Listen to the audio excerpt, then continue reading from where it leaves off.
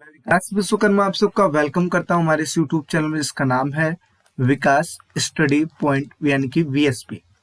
सो दोस्तों, इस वीडियो में हम बात करने वाले हैं क्लास 11 का हिस्ट्री चैप्टर नंबर 7 जिसका नाम है बदलती हुई सांस्कृतिक परंपराएं।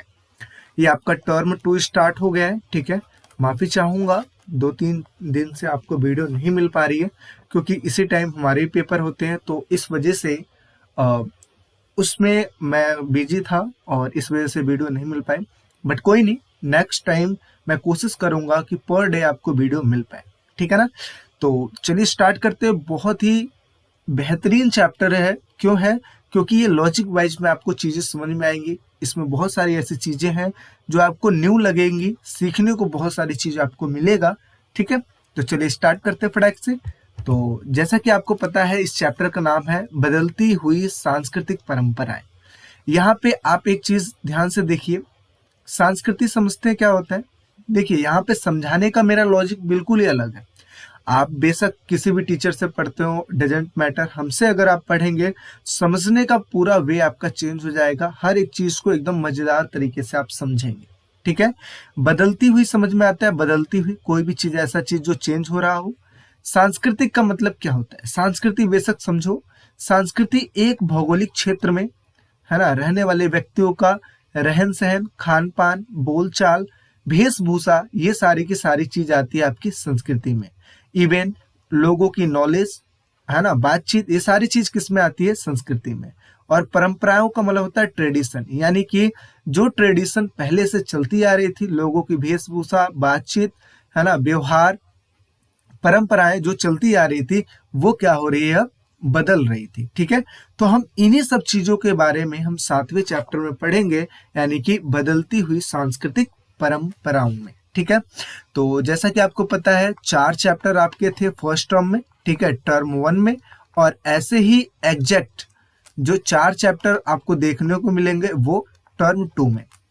इसमें आपका एमसीक्यू था तो कोई दिक्कत वाली बात नहीं थी, लेकिन इसमें आपका क्या रहेगा जी? थ्योरी रहेगा। तो थ्योरी में भी एक चीज मैं आपको बता दूं कि आपको टेंशन लेने वाली कोई बात नहीं है, क्योंकि A to Z सारी चीजों को मैं आपको तैयारी करवाऊंगा, क्योंकि इससे पहले भी तो थ्योरी ही थी। तो जैसा कि इंस्टीट्यूट में बहुत अच्छे नंबर आते थे बच्चों को, जिस हिसाब से तैयारी करवाता था उसी हिसाब से आपका भी होगा। इसके लिए आप बेफिक्र रहिए, बस चीजों को समझते जाइए और बस देखते जाइए। ठीक है, तो सबसे पहले आप यहाँ पे बात करते हैं। यहाँ पे देखिए एक वर्ड लिखा है रेनेसा। ठीक है, रेनेसा, रेनेसा का अर्थ, रेनेसा को बोलते हैं पुनर्जागरण। अब ध्यान से समझिएगा, यहीं से समझाना स्टार्ट करता हूं मैं। रेनेसा जो है एक क्या है? इंग्लिश भाषा है। क्या है? इंग्लिश भाषा है। इंग्लिश भाषा है और ये है पुनर्जागरण। पुनर्जागरण एक फ्रांसीसी शब्द है। कौन सी? फ्रांसीसी। रेनेसा एक इंग्लिश भाषा है, पुनर्जागरण एक फ्रांसीसी शब्द है, और जिसका अर्थ क्या होता है? पुनर्जन्म। क्या होता है? पुनर्जन्म। अब पुनर्जन्म क्या होता है? आप देखते हो, अब बहुत सारी मूवियों में आपने सुना होगा कि हीरो का ना दोबारा पुनर्जन्म होता है। अचानक से अगर हीरो मर जाता है तो उसका दोबारा से जन्म होता है। तो पुनर्जन्म यानी कि दोबारा से उत्पत्ति होना। तो दोबारा से उत्पत्ति होना वो फिल्मों में था, लेकिन रियलिटी में यहाँ पे जो चीज यूज किया गया है पुनर्जागरण का, वो है सांस्कृतिक बदलाव का काल जो है, उसके लिए जो वर्ड यूज किया गया है पुनर्जागरण का यूज किया गया। तो आपसे कोई पूछे रेनेसा का मतलब क्या होता है, तो आप बता सकते हो पुनर्जन्म। ठीक है, या पुनर्जागरण का मतलब क्या होता है, तो आप बता सकते हो पुनर्जन्म। ठीक है ना, इसमें कोई दिक्कत वाली बात नहीं। रेनेसा एक इंग्लिश शब्द है, पुनर्जागरण एक फ्रांसीसी शब्द है। ये लाइन आपको आई थिंक क्लियर हो गया होगा। और ये वर्ड क्यों यूज किया जा रहा है? क्योंकि जो भी बदलाव देखने को मिले हैं उन्हीं की वजह से इसका नाम रख दिया गया पुनर्जागरण। अब एक चीज यहाँ पे ध्यान से सुनिएगा, जो ये बात कहाँ की हो रही है? यूरोप की हो रही है। कहाँ की? यूरोप को। और यूरोपीय इतिहास को अगर हम देखा जाए तो ये 3 चीजों में कैटेगराइज होता है। कौन कौन सा एक होता है? एक होता है जी प्राचीन युग, अभी आगे हम इस चीज की बात करेंगे। एक होता है जी प्राचीन युग हो गया, ठीक है, दूसरा जो होता है मध्य युग हो गया, और तीसरा जो होता है आधुनिक युग हो गया। कौन सा? आधुनिक युग हो गया। तो ये जो पुनर्जागरण शब्द का जो यूज किया गया है, ये किन चीजों के लिए यूज किया गया है? यानी कि 14वीं से लेकर 16वीं सदी के बीच में जो परिवर्तन देखने को मिले, इन्हीं सभी चीजों के लिए किसका यूज किया गया है जी? पुनर्जागरण का यूज किया गया। इतनी चीज क्लियर हो गई। चलिए अब हम बात करते हैं पुनर्जागरण निम्नलिखित चीजों में से देखने को मिला, यानी कि एक टॉपिक हमारा क्या आ गया, पुनर्जागरण हमें किन किन चीजों में देखने को मिलता है? तो निम्नलिखित चीजों में देखने को मिलता है। किन किन चीजों में जी? तो पहला चीज ये, पहला 14वीं से 16वीं शताब्दी में नगरीय संस्कृतियों का विकास और बड़ी संख्या में पुस्तकों की उपलब्धता। एक तो नगरीय संस्कृतियों का विकास हुआ और दूसरे तौर पे पुस्तकों की उपलब्धता बढ़ी। अच्छा, पुस्तकों की उपलब्धता क्यों बढ़ी? क्योंकि इसी टाइम पे गुटेनबर्ग ने, जर्मनी के गुटेनबर्ग ने क्या किया था? मुद्रण का आविष्कार किया था। मुद्रण, और मुद्रण का मतलब क्या होता है? Printing press. तो प्रिंटिंग प्रेस का आविष्कार किया था, जिसके द्वारा पुस्तकों को अच्छे से छापने जाने लगा, यानी कि कम समय में ज्यादा से ज्यादा पुस्तकें। तो इसकी वजह से क्या हुआ? पुस्तकों की उपलब्धता, जो अवेलेबिलिटी होती है ना, अवेलेबल जो होती है, वो धीरे धीरे बढ़ती चली गई। ये चीज है। दूसरा क्या लिखा है? इटली में सर्वप्रथम मानवतावादी विषयों जैसे इतिहास, दर्शन, नीति शास्त्र, कविता, व्याकरण आदि का आरंभ होना स्टार्ट हो गया। यानी कि इटली जो है, इटली में सर्वप्रथम विश्वविद्यालय की स्थापना हुई थी और यहाँ पे मानवतावादी विषयों जैसे इतिहास के बारे में, दर्शन के बारे में, नीति शास्त्र के बारे में, कविता के बारे में, व्याकरण के बारे में इत्यादि चीजों का प्रारंभ होना स्टार्ट हो गया। अच्छा, इन चीजों में परिवर्तन देखने को मिल गया। अच्छा, तीसरा क्या लिखा है? विनम्रता से बोलने, पहनावे और मानसिक दक्षता पर बल देने लगे। विनम्रता का मतलब होता है प्यार से बोलना, ठीक है। पहनावा यानी कि लोगों के पहनावे में चेंजेस आ गए। मानसिक दक्षता का मतलब होता है कि जो हमारा दिमाग होता है, दक्षता का मतलब होता है जो जिस हिसाब से वो काम करता है, उन चीजों पर वृद्धि होनी स्टार्ट हो गई, यानी कि लोगों का दिमाग बढ़ना स्टार्ट हो गया। और क्यों हुआ? तो इस वजह से, क्योंकि पुस्तकों की उपलब्धता बढ़ी, जिसकी वजह से वो पढ़ने लगे और जिसकी वजह से उनका दिमाग स्ट्रांग होने लगा। ये चीज है। अच्छा, नेक्स्ट क्या है जी?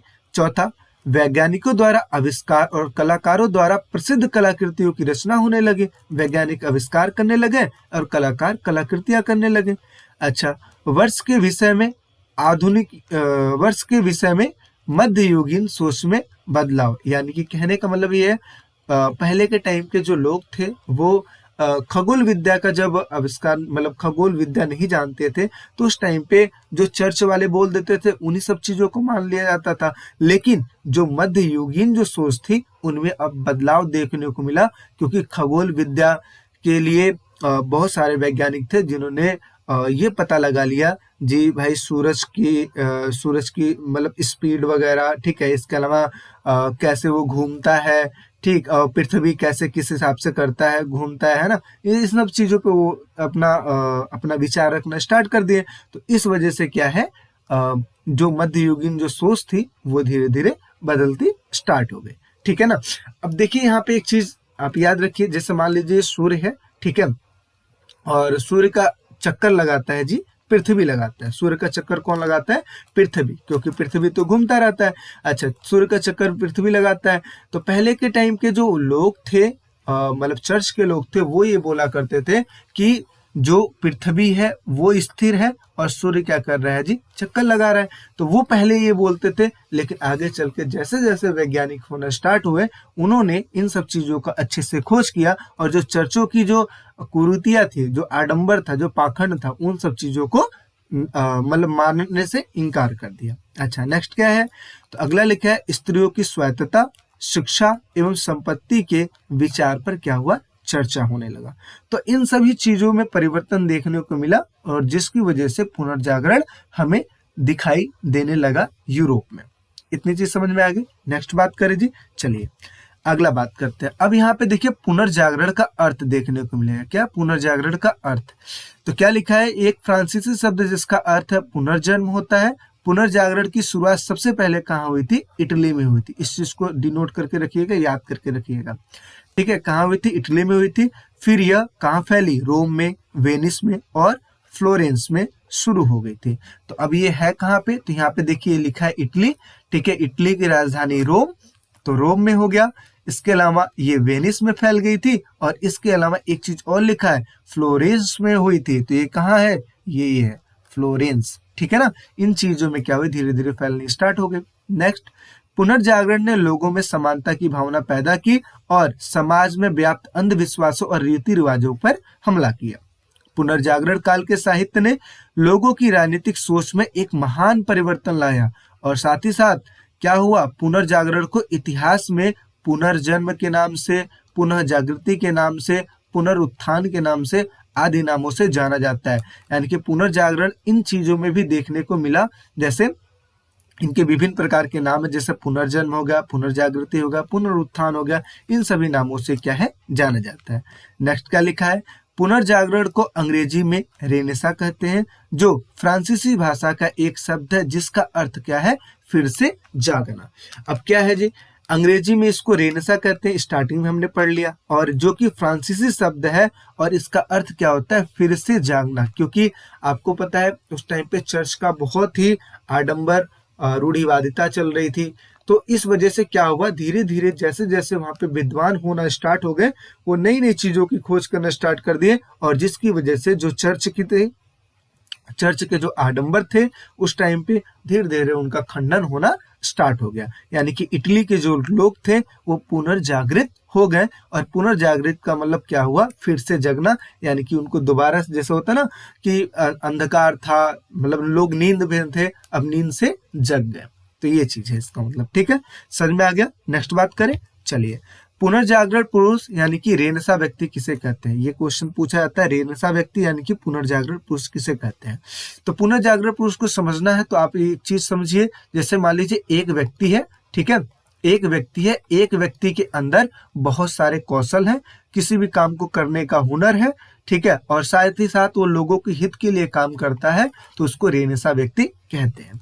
तो पुनर्जागरण पुरुष से कहते हैं जिसके अंदर कौशल होता है और लोगों के हित के बारे में ये सोचता है, और साथ ही साथ विभिन्न प्रकार के कार्य करने की इसके पास कैपेबिलिटी यानी कि क्षमता होती है।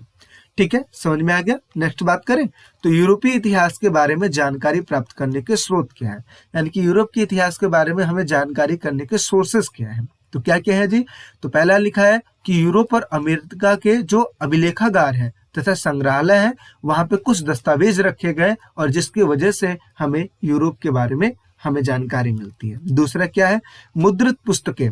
उस टाइम पे पुस्तकों का आविष्कार तो हो गया था, तो मुद्रित का मतलब होता है जो छपी हुई पुस्तकें हैं उसके द्वारा भी हमें पता लगता है, मूर्तियों के द्वारा भी पता लगता है, और वस्त्रों के द्वारा भी पता लगता है, और इसके अलावा भवन, इमारतें, घरेलू वस्तुएं इत्यादि चीजों में हमें जानकारी मिलती है। तो इन सभी चीजों से हमें जानकारी मिलती है यूरोपीय इतिहास के बारे में। नेक्स्ट बात करें, चलिए। आई होप समझ में आ रहा होगा। तो अगर समझ में आ रहा है तो अगर आप चैनल पे नए हो तो फटाक से सब्सक्राइब कर लीजिए, और बाकी आप चैनल पे पुराने हो तो लाइक कर दीजिए वीडियो को, और फटाक से देखते चलिए, आपको सारा चैप्टर समझ में आ जाएगा। नेक्स्ट बात करें तो क्या लिखा है, यूरोपीय इतिहास का विभाजन। स्टार्टिंग में ही मैंने बताया था तीन टाइप्स के होते हैं। तो एक प्राचीन काल, मध्यकाल, आधुनिक काल। प्राचीन काल वह काल आरंभ से लेकर 5वीं सदी के बीच को बोला जाता है, 5वीं से 15वीं सदी के बीच को मध्यकाल बोला जाता है, और 15वीं सदी के बाद का जो समय था उसको आधुनिक काल के बारे में बोला जाता है। अच्छा, कोई आपसे ये पूछ दे कि ये कौन सा काल चल रहा है, तो आप बोल सकते हो ना आधुनिक काल चल रहा है। तो आधुनिक काल जिसमें नए नए प्रकार की चीजों की खोज हुई थी उसको आधुनिक काल बोला गया। अच्छा, यहाँ पे एक चीज देखने वाली क्या बात है कि मध्यकाल में भी कई सारे चरण थे। जैसे कौन कौन से चरण थे, तो 5 से लेकर 14वीं शताब्दी के बीच को मध्यकाल बोला जाता है, जैसा कि हमें पता है। अच्छा, 5 से 9 शताब्दी का अंधकार काल माना जाता है। कौन सा काल माना जाता है, अंधकार का काल माना जाता है। और इसके अलावा 9 से 11 शताब्दी जो का टाइम था उसको क्या माना जाता है, आरंभिक मध्यकाल माना जाता है। 11 से 14 शताब्दी का जो काल माना जाता है उत्तर मध्यकाल माना जाता है, और 15वीं शताब्दी के बाद का जो टाइम माना जाता है वो क्या माना जाता है, आधुनिक काल माना जाता है। ठीक है, तो इस तरीके से आप समझ सकते हैं चीजों को। अच्छा, नेक्स्ट बात करते हैं। अगला है यहाँ पे इटली के नगरों का पुनरुत्थान। अब यहाँ पे आपका टॉपिक वाइज चीजें सारी समझ में आएंगी। क्या है, अब इटली में पुनरुत्थान यानी कि पुनर्जागरण कैसे हुआ, और पुनर्जागरण का मतलब तो आपको समझ में आया कि कोई जैसे व्यक्ति नींद में है उसको जगा दिया जाए, है ना, यानी कि दोबारा से जगना। ठीक है, तो यहाँ पे देखिए, पश्चिमी रोम साम्राज्य के पतन के बाद इटली के राजनीतिक और सांस्कृतिक केंद्रों का विनाश होना स्टार्ट हो गया। ठीक है, और यहाँ कोई भी एकाकृत सरकार नहीं थी। एकाकृत सरकार में होता है एक सरकार नहीं थी यहाँ पे। नेक्स्ट क्या है, रोम का पोप रोम में प्रसिद्ध था। ठीक है, रोम का जो पोप था वो रोम में तो प्रसिद्ध था, लेकिन यूरोप की राजनीति में क्या कमजोर था। कई बार आपने देखा होगा कि जिसका शासन होता है उसका हर एक तरीके से शासन होता है, चाहे राजनीतिक, सामाजिक, आर्थिक रूप से हर तरीके से शासन होता है।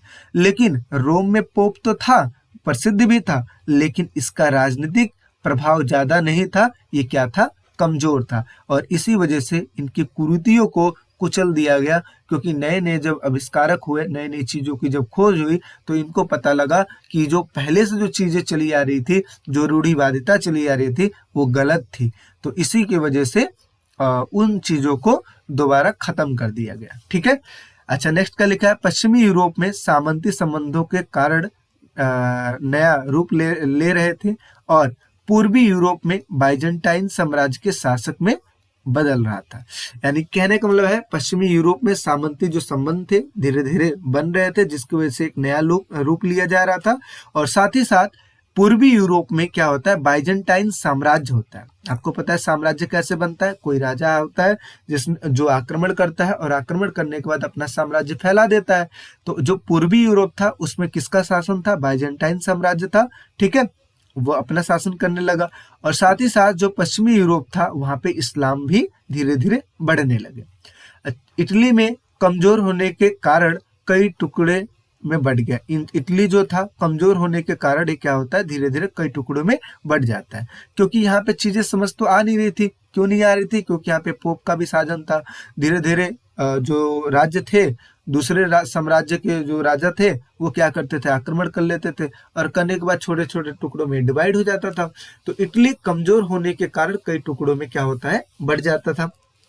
आगे, बाइजेंटाइन साम्राज्य और इस्लामी देशों के बीच व्यापार में बढ़ने से इटली के बंदरगाह पुनर्जीवित हो गए। अब कहने का मतलब क्या है, जैसे बाइजेंटाइन साम्राज्य है और इस्लामी देश है, एक है बाइजेंटाइन साम्राज्य, एक है इस्लामी देश। अब ये क्या करते हैं, आपस में ना ट्रेडिंग करते हैं। क्या करते हैं, ट्रेडिंग करते हैं। और ये जो ट्रेडिंग करते हैं वो एक बंदरगाह से करते हैं। और बंदरगाह आपको पता है जहां से एक सामान को लाया जाता है, ले जाया जाता है ना, ट्रेडिंग का काम होता है। तो वो कहाँ से होता है, इटली से होता है। तो इसकी वजह से जो इटली थी, इटली का जो बंदरगाह था, उसका वैल्यू बढ़ जाता है, और ये क्या हो जाता है, पुनर्जीवित हो जाता है। तो इसी वजह से इस चीज को लिखा गया है, बाइजेंटाइन साम्राज्य और इस्लामी देशों के बीच व्यापार में बढ़ने से इटली का जो बंदरगाह था वो पुनर्जीवित हो जा रहा था। चीजें समझ में आ रही है। चलिए नेक्स्ट बात करते हैं आगे, विश्वविद्यालय और मानवतावाद क्या होता है। विश्वविद्यालय और मानवतावाद, तो आपको पता है यूरोप में सबसे पहले विश्वविद्यालय कहाँ स्थापित हुआ जी, इटली के शहरों में स्थापित हुआ था। 11वीं सदी में पादुआ और बोलोनिया विश्व कानून की पढ़ाई के लिए मशहूर था। यानी कि ये जो दो जगहों का नाम है, पादुआ और बोलोनिया। ठीक है, किस चीज के लिए मशहूर था, कानून की पढ़ाई के लिए मशहूर था। आगे, व्यापार वाणिज्य होने के कारण इनकी जरूरत पड़ती थी। ठीक है, किनकी जरूरत पड़ती थी, तो आपको पता है व्यापार होगा, वाणिज्य होगा, और अगर इन दोनों की वजह से व्यापार वाणिज्य हो रहा है, साथ ही साथ आपको पता है कि जहाँ पे ये जो चीज हो रहा है वहां पे कहीं ना कहीं धोखाधड़ी है ना, अनबन तो होगा ही होगा। तो अनबन की स्थिति में क्या होता है, विवादों को सुलझाने के लिए क्या रखे जाते थे, वकीलों की जरूरत भी पड़ती थी। तो यही लिखा है। नेक्स्ट, कानून का अध्ययन एक प्रिय विषय बन गया था। यानी कि कानून का अध्ययन जैसे वकील वगैरह करते थे, ये क्या बन गया था, एक प्रिय विषय बन गया था। आगे लिखा है, कानून के अध्ययन की रोमन संस्कृति के संदर्भ में पढ़ा जाने लगा। यानी कि जो कानून का अध्ययन होने लगा वो रोमन संस्कृति के संदर्भ में भी पढ़ा जाने लगा। नई संस्कृति को 19वीं शताब्दी के इतिहासकारों ने क्या नाम दे दिया, मानवतावाद का नाम दे दिया। 15वीं शताब्दी के शुरू के दशकों में मानवतावादी जो शब्द था उन अध्यापकों के लिए प्रयुक्त किया जाने लगा। यानी कि उन अध्यापकों के लिए लगा जाने लगा जो कि व्याकरण, अलंकार शास्त्र, कविता, इतिहास और नीति दर्शन विषय पढ़ाते थे। यानी कि 15वीं सदी में मानवतावादी जो शब्द था उन अध्यापकों के लिए यूज होने लगा जो कि व्याकरण, अलंकार शास्त्र, कविता, इतिहास और नीति दर्शन को पढ़ाया करते थे। ठीक है, नेक्स्ट बात करते हैं। अब मानवतावाद क्या है? मानवतावाद को ध्यान से समझना। मानवतावाद 14वीं शताब्दी में इटली में शुरू किए गए आंदोलन में से एक था। ठीक है, आंदोलन में से एक था जिसमें यहाँ पे देखिए एक नाम लिखा है पेट्रार्क, जो मानवतावाद के पिता के रूप में जाना जाता था। ये पेट्रार्क एक नाम है और इसका फुल फॉर्म, पूरा नाम क्या है, ये है।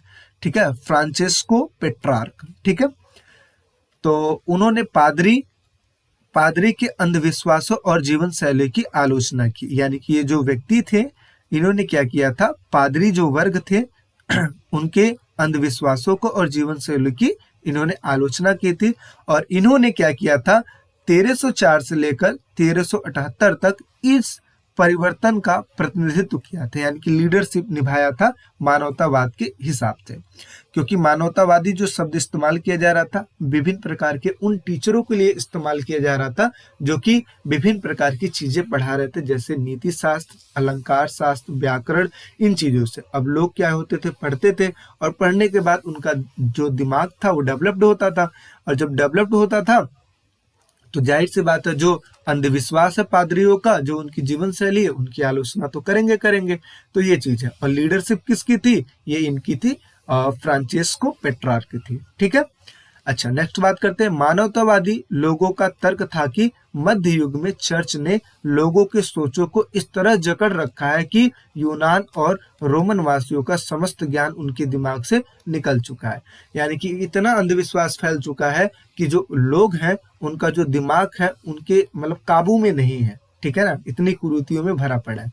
और ये सब चीज अच्छा कैसे होगा, पढ़ाई से हो सकता है, मानवतावाद से हो सकता है। आगे, मानवतावादी मानते थे कि मनुष्य को ईश्वर ने बनाया है, लेकिन उसे अपना जीवन मुक्त रूप से चलाने की पूरी आजादी है। यानी कि ईश्वर ने क्या किया, हमें तो बना दिया है, लेकिन मनुष्य जो है फ्री होकर, मुक्त होकर वो अपनी पूरी जीवन को आजादी से चला सकता है।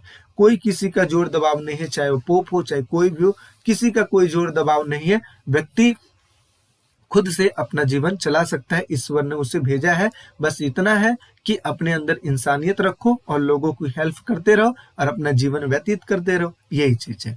आगे, मनुष्य को अपनी खुशी विश्व में वर्तमान में ढूंढनी चाहिए। यानी कि मनुष्य की जो खुशी है वर्तमान जो विश्व है उसमें ढूंढनी चाहिए, ना कि किसी के कहने के द्वारा। जैसे आप देखते हो बहुत सारे पाखंडी भी ऐसे होते हैं जो बहुत प्रकार की चीजें आपको बोलते हैं। तो उन सब चीजों से हटकर मानवतावाद को अपनाना और साथ ही साथ इंसानियत को अपने मन में रख के जीवन को जीना और खुशी ढूंढना, यही सारा चीज मानवतावादी बोलते थे। आगे, ट्रेडों के फलने फूलने के कारण मिलान, ठीक है, नेपल्स, वेनिस और फ्लोरेंस को व्यापार केंद्रों का दर्जा मिला। यानी कि जैसा कि आपको पता है, ये जो चीज है आपको इटली में देखने को मिल जाएंगे। चलिए मैं एक बार दिखा देता हूँ। जैसे आपको तो वेनिस तो मैंने बता दिया था, फ्लोरेंस भी बता दिया था, लेकिन ये है फ्लोरेंस भी बता दिया था, लेकिन ये है मिलान और नेपल्स। इसके बारे में मैं बता देता हूँ कहाँ पे है, ये भी एक बार देख लीजिएगा तो ज्यादा सही रहेगा। तो आपको पता है, देखिए मिलन लिखा है ना, ये यहाँ पे है। और जो फ्लोरेंस की बात हो रही थी, नेपल्स की बात इधर है। ठीक है, और बाकी आपको पता है रोम तो इधर है, फ्लोरेंस इधर है और इसका वेनिस इधर है। तो बता दिया ना सारे चीज। चलिए अब, ताकि आपको कोई दिक्कत ना हो। हाँ, तो मिलन हो गया और नेपल्स, वेनिस, फ्लोरेंस, ये क्या बन गए, व्यापार केंद्रों का दर्जा प्राप्त होना स्टार्ट हो गया। अच्छा, अब नेक्स्ट बात करें तो देखिए, मानवतावाद विचारों की अभिलक्षण क्या होता है। अभिलक्षण का मतलब होता है जो भी चीज, ऐसी चीज जो कि हमें ज्यादा से ज्यादा दिखाई दे। अभिलक्षण का मतलब क्या होता है, मतलब कोई ऐसी चीज जो सबसे ज्यादा हो। तो मानवतावादी का जो विचार है, उनके क्या क्या पॉइंट है, उस चीज को हम देखते हैं। तो मानवतावाद विचारधारा के अंतर्गत मानव के जीवन, सुख और समृद्धि पर बल दिया जाता है। ठीक है, सुख और समृद्धि पर बल दिया जाता है। मानवतावाद के माध्यम से यह तथ्य स्पष्ट हो गया है कि मानव धर्म और ईश्वर के लिए ही न होकर हमारे अपने लिए भी है। यानी कि धर्म और ईश्वर के लिए भी न होकर वो क्या है, अपने लिए भी जिंदगी जी सकता है। मानव का अपना एक अलग विशेष महत्व है। मानव जीवन को सुधारने और उनके भौतिक जीवन की समस्याओं का समाधान करने पर बल देना चाहिए, मानव का सम्मान करना चाहिए, और इसका कारण यह है कि मानव ईश्वर की सर्वोत्कृष्ट रचनाओं में से एक है। ठीक है। पुनर्जागरण काल में महान कलाकारों की कृतियों और मूर्तियों में जीसस क्राइस्ट को मानव शिशु के रूप में और मेरी को वात्सल्यमयी माँ के रूप में चित्रित किया गया है, और निस्संदेह मानवतावादी रचनाओं में धार्मिक भावनाओं का हास्य पाया गया है। अब यहाँ पे ध्यान से देखिएगा, एक चीज मैं आपको दिखा रहा हूँ, ये जो लास्ट में जो पॉइंट लिखा है, इनका कहने का मतलब क्या है, इस इमेज से आपको समझ जा रही है। ठीक है। यहाँ पे एक चित्र बनाया गया, दीपाइटा इसका नाम है। इस चित्र का क्या नाम है, दीपाइटा नाम है, और किसने बनाया है, माइकल एंजिलो ने बनाया है। किसने, माइकल एंजिलो ने बनाया है। ये जो है इनका क्या नाम है, मेरी नाम है, और ये जो है ये ईसा मसीह है। ठीक है, ईसा नाम है इनका, जीसस भी बोलते हैं। ठीक है, ईसा नाम है। तो ये देखिए क्या लिखा है, दीपाइटा चित्र में माइकल एंजिलो ने मेरी को ईसा के शरीर को धारण करते हुए दिखाया, यानी इन्होंने इनको उठा रखा है। ठीक है, इस चीज को करते हुए दिखाया हुआ है। अब एक चीज यहाँ पे देखिए, यहाँ पे भी सेम यही चीज लिखा हुआ है कि पुनर्जागरण काल में महान कलाकारों की कृतियां और मूर्तियों में जीसस क्राइस्ट को मानव शिशु, यानी कि ये एक प्रकार के शिशु हैं। क्यों, क्योंकि इनको गोद में उठा रखे हैं, और किन्होंने उठाया है, मेरी ने उठाया है, और मेरी को यहाँ पे बताया गया है वात्सल्यमयी माँ के रूप में चित्रित किया गया है। ठीक है, निस्संदेह मानवतावादी रचनाओं में धार्मिक भावनाओं का हास्य किया गया है। ठीक है, तो ये चीज है, आई होप समझ में आई होगी। नेक्स्ट बात करते हैं, मानवतावादी विचार की क्या है विशेषताएं। विशेषताओं में मानवतावादी वे गुरु थे जिन्होंने व्याकरण, अलंकार, काव्य, इतिहास और नैतिक दर्शन पढ़ाया है, और उन्होंने इस बात पर जोर दिया है कि प्राचीन यूनानों और रोमन लोगों की संस्कृति के संदर्भ में कानून का अध्ययन किया जाना चाहिए। यानी कि क्या है, यूनानी और रोमन लोगों की संस्कृति के संदर्भ में कानून का अध्ययन करना जरूरी है, और इसका अध्ययन किया जाना चाहिए। आगे उन्होंने सिखाया कि व्यक्ति स्वयं अपने जीवन को धर्म, शक्ति और धन के अलावा अन्य माध्यमों से भी आकार दे सकते हैं। इंग्लैंड में थॉमस मोरे और हाईलैंड में इरासमस जैसे ईसाई मानवतावादियों ने आम लोगों से पैसा निकलवाने के लिए चर्च और उसके लालची रीति रिवाजों की आलोचना की। यानी कि इनका कहना क्या था कि जो चर्च थे जिन्होंने लालची रीति रिवाज बना रखे थे और जिसकी वजह से वो पैसा निकलवाते थे, ये सब चीज क्या है, गलत है, और इनकी इन्होंने आलोचना की। आगे कुछ मानवतावादियों का मानना था कि अधिक धन पूर्ण था और खुशी के खिलाफ नैतिक दोषी बनाने के लिए ईसाई धर्म की आलोचना की। ठीक है, आगे क्या लिखा है कि वे यह भी मानते थे कि इतिहास का अध्ययन मनुष्य को पूर्णता के जीवन के लिए प्रयास करता है, और उन्होंने 15वीं शताब्दी की अवधि के लिए आधुनिक शब्द का इस्तेमाल किया। अब ध्यान से इस चीज को देखिए, तो इसका पूरे का सार क्या निकलता है कि सिंपल सी चीज है कि मानवतावादी जो गुरु जो विभिन्न प्रकार के ज्ञान देते थे, इनका कहना था कि जो ईश्वर है, ईश्वर जो हमें पैदा किए हैं, जो हमें यहाँ पे भेजे हैं, वो इस वजह से भेजे हैं ताकि हम स्वतंत्र रूप से अपना जीवन निर्वाह कर पाए। इसमें जो चर्च है, जो विभिन्न प्रकार के उनके रीति रिवाज है, उनसे हमें हटके रहना है, और जो विभिन्न प्रकार के नियम कानून बना रखे हैं जिसकी वजह से वो पैसा हमसे निकलवाते हैं, उन सब चीजों से हमें दूर रहना है, और जिसकी वजह से इन्होंने क्या की थी, इनकी आलोचना की थी। ठीक है, तो यही सारा चीज लिखा हुआ है, मानवतावादी की ये सारी चीज विशेषताएं हैं। आई होप सारी चीजें आपको समझ में आई होगी। ठीक है, बाकी वीडियो देखने के लिए thank you so much. I hope सब सारी चीज़ आपको समझ में आई होगी, और बाकी आप हमारे टेलीग्राम को भी ज्वाइन कर सकते हैं। ठीक है, टेलीग्राम पे जाइए, डिस्क्रिप्शन में आपको लिंक मिल जाएगा, वैसे आप जाके वहाँ पे विकास स्टडी पॉइंट लिखिए, आपको सारा चीज़ वहाँ पे देखने को मिल जाएगा। बाकी वीडियो कैसी लगी लाइक करके बताइए, अपने फ्रेंडों में शेयर कीजिए और सब्सक्राइब कीजिए। कोई भी ऐसा चीज़ जो आपको समझ में ना आया हो वो आप कमेंट सेक्शन में पूछ सकते हैं, और एक बार और ध्यान से पढ़ लीजिएगा, कोई दिक्कत वाली बात आपको नहीं देखने को मिलेगी। ठीक है, बाकी इसको आप फाइनल चीज मत समझिएगा ये तो आपको बुक को समझाया जा रहा है, बाकी बहुत सारी चीजें आपको टेलीग्राम में देखने को मिलेंगी जिसमें आपके प्रश्न ठीक है, यानी कि क्वेश्चन आंसर देखने को मिलेगा, बहुत सारे ऐसे क्वेश्चन जो किस हिसाब से पूछे जाते हैं, बहुत सारी चीज़ आपको करवाई जाएगी, प्रैक्टिस करवाई जाएगी। तो बाकी आप चैनल पे नए हो तो सब्सक्राइब कर लीजिएगा, बाकी सारा चीज़ आपको मिलता रहेगा। ठीक है, मिलते हैं एक नेक्स्ट वीडियो में, अभी के लिए बाय बाय, टेक केयर।